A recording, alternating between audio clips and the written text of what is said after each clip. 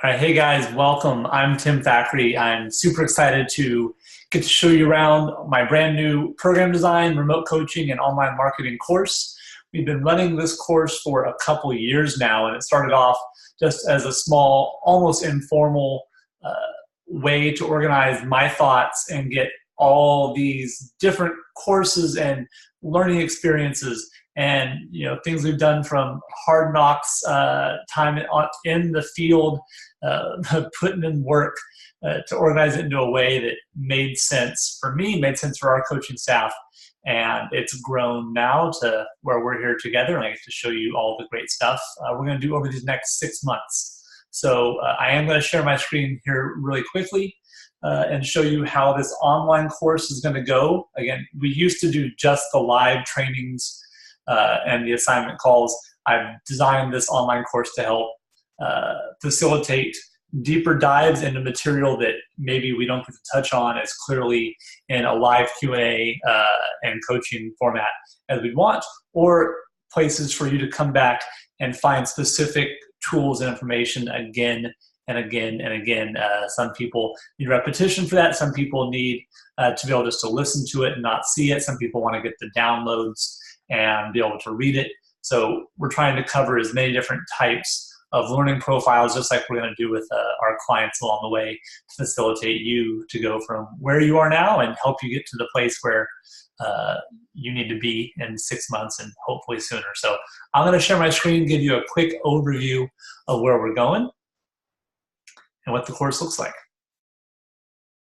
All right, so this is the program design course. Here's the total overview of where it's going to be. You can tell right now on everyone's marker here, you'll have a number of lessons completed. Currently, we're at about 135. They're small. They're anywhere from 1 to 5 minutes total. So these aren't 135-hour lectures. No one needs that in 6 months. It's going to be overkill. And I want to focus less on theory and more on you actually putting the pen to the paper or the fingers to the keys, however you want to write these out, and actually getting the reps in you need to write awesome programs. So first things first, we've broken it down into 13 categories. These are our major pieces that we're going to have smaller modules underneath. And it's the course intro that we're doing now, the must-know science basics. So I've broken this part down into two areas. One is going to be just from the science part.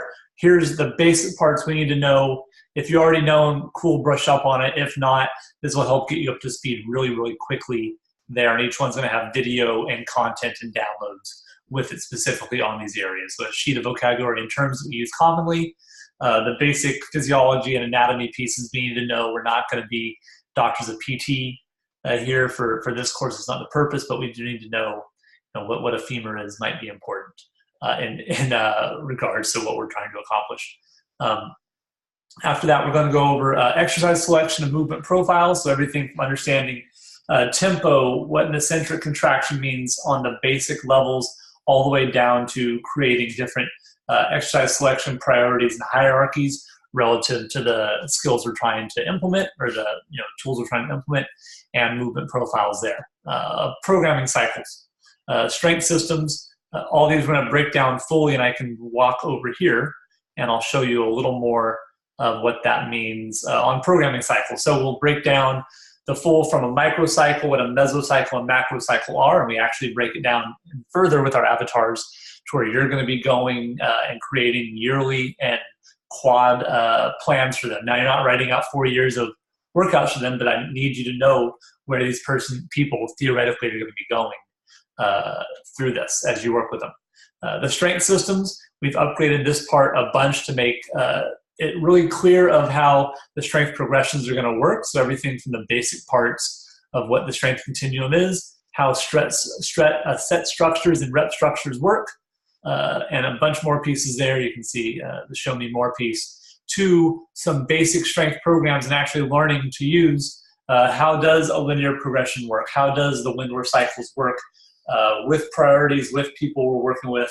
What are those training protocols look like when we really write them out? If we're trying to help someone gain strength, we need to know, are they beginner, right? Well, which of these is going to be appropriate for our beginner avatars? probably not conjugate method, right? And there's some real reasons we're going to dive into that stem back up here into the science, right? That stem back into the nervous system areas. It may be why some max effort days that are going to come up in conjugate are going to be more appropriate for advanced lifters, and then be able to again write out priorities based on their structural balance to help alleviate those areas and get them really strong. Same ideas with energy system training. So we'll go down through that. We're going to break it down from CP, ATP, anaerobic work to aerobic, and then finally putting the lactic pieces once we understand how the different phases of aerobic and anaerobic conditioning work, and can write out those progressions for our avatar, right? So it's not enough just to know the theory in this course. I want to make sure you can write out exactly how to make these progressions work with people that we know their numbers. We know they can do a 60-minute row. They can do, let's say, 10,000 meters. That's not a super high number, so we'd categorize that person as a beginner.